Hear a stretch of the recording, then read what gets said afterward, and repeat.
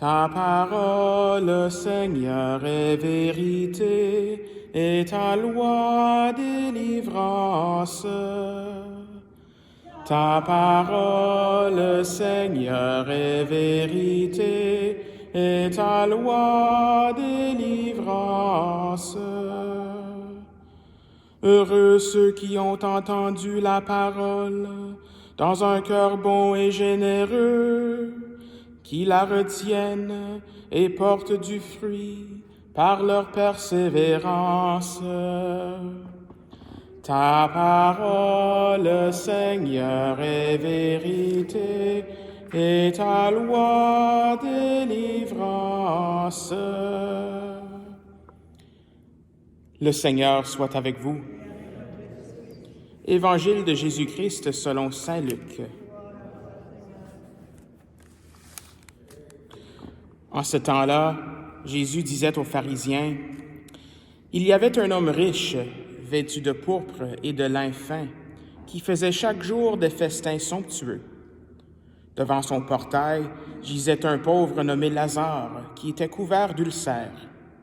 Il aurait bien voulu se rassasier de ce qui tombait de la table du riche, mais les chiens, eux, venaient lécher ses ulcères. Or, le pauvre mourut, et les anges l'emportèrent auprès d'Abraham.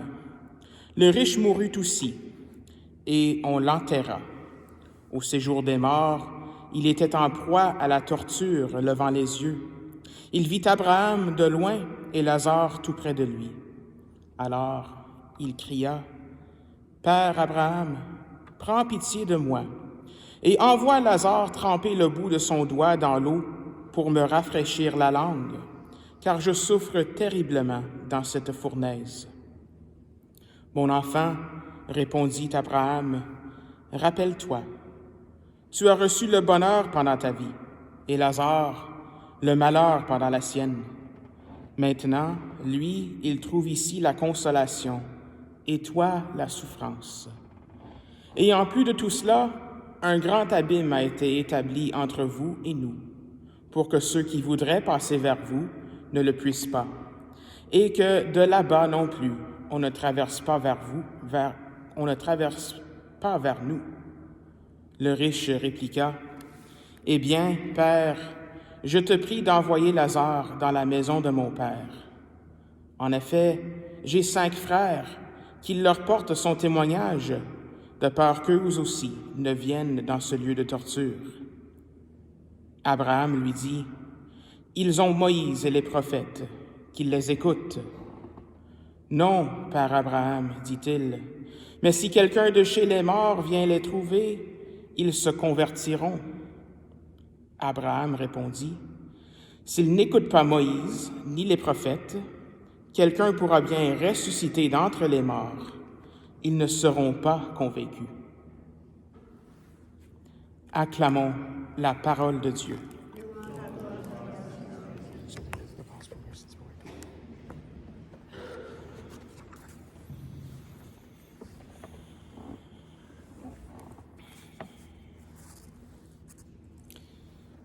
Dans cette parabole de cet homme riche et du pauvre Lazare, nous avons une occasion où l'Évangile nous parle aujourd'hui du péché d'omission. C'est un peu pour ça que j'ai choisi le confiteor ce matin ou cet après-midi, en pensée, en parole, par action et par omission. Alors ici, il faut reconnaître que l'homme riche, il n'a pas vraiment été directement méchant envers Lazare. Il ne l'a pas comme méprisé ou il ne l'a jamais dit de va-t'en ou de s'en aller. Mais Lazare, on peut voir, était souvent tout simplement assis dans le portail de l'homme riche. Chaque jour, l'homme riche lui passait et il lui faisait jamais signe, peut-être, on ne sait pas. Ça ne le dit pas exactement, mais il n'y a pas eu de mots échangés entre les deux. Alors, on peut voir que leur monde est vraiment séparé.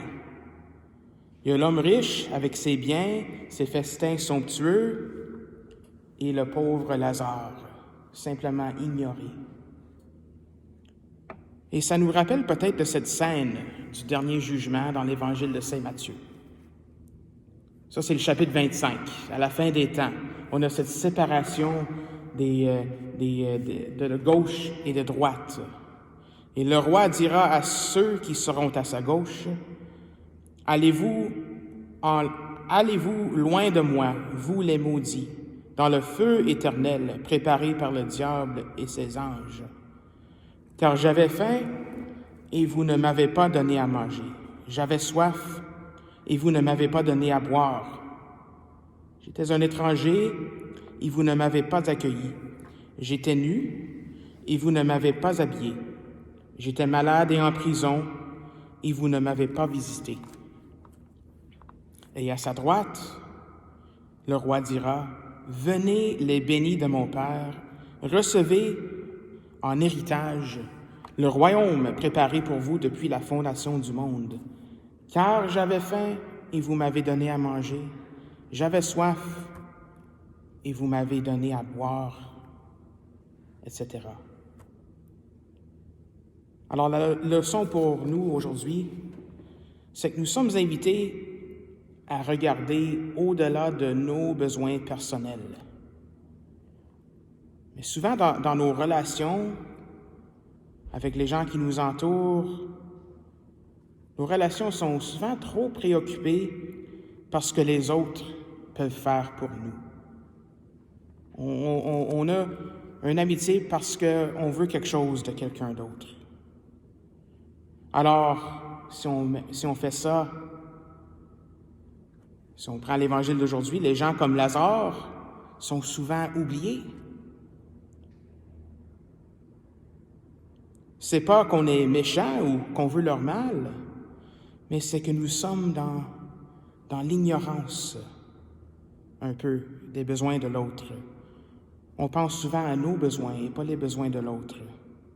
Alors l'invitation que le Seigneur nous donne par ces lectures aujourd'hui, c'est de s'ouvrir à l'autre. Voir même que l'autre existe. Donc la vraie définition de l'amour, la charité, au moins selon saint Thomas d'Aquin, c'est de vouloir le bien de l'autre. Ça, c'est l'amour, vouloir le bien de l'autre. C'est pour ça qu'on dit que le sacrifice de Jésus sur la croix, c'est par amour pour nous, parce qu'il veut notre bien, il veut notre vie éternelle.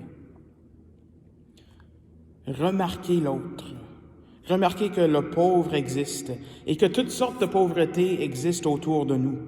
Ça n'a pas besoin d'être des pauvretés de matériel, mais ça peut être des pauvretés spirituelles des fois, des pauvretés émotionnelles. C'est de remarquer que ça existe. Et puis ça, quand on remarque ça dans l'autre, ça nous aide à nous épanouir. On a eu cette image d'un arbre tout près d'un fleuve dans la première lecture. Béni soit l'homme qui met sa foi dans le Seigneur, dont le Seigneur est la confiance. Il sera un arbre planté près des eaux qui pousse vers le cours ses racines.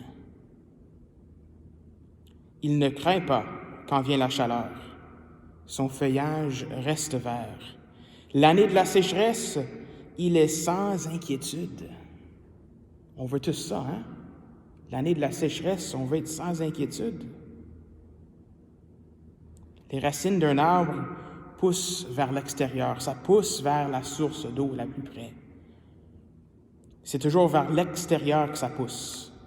Pas le rétrécissement vers l'intérieur, vers ses propres besoins et tout ça. Ça pousse vers l'extérieur.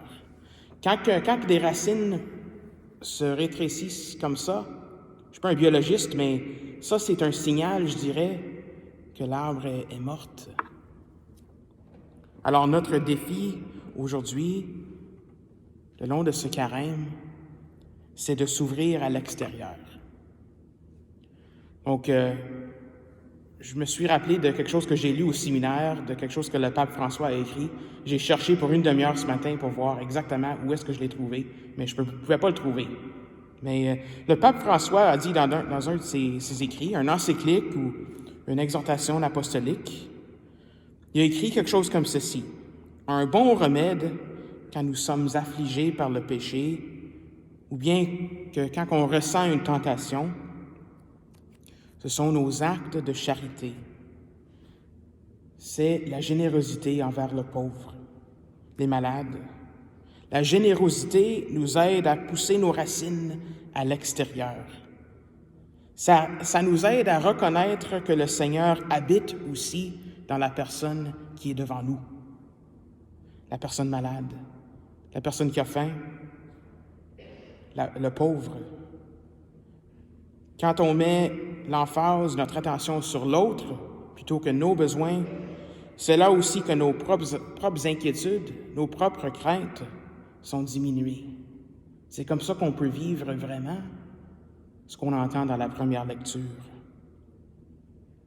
Alors aujourd'hui, portons dans nos prières tous ceux qui sont même dans notre paroisse, sur le territoire de notre paroisse, qui sont comme ce pauvre Lazare, dans nos portails, dans les rues ici du marché-bail,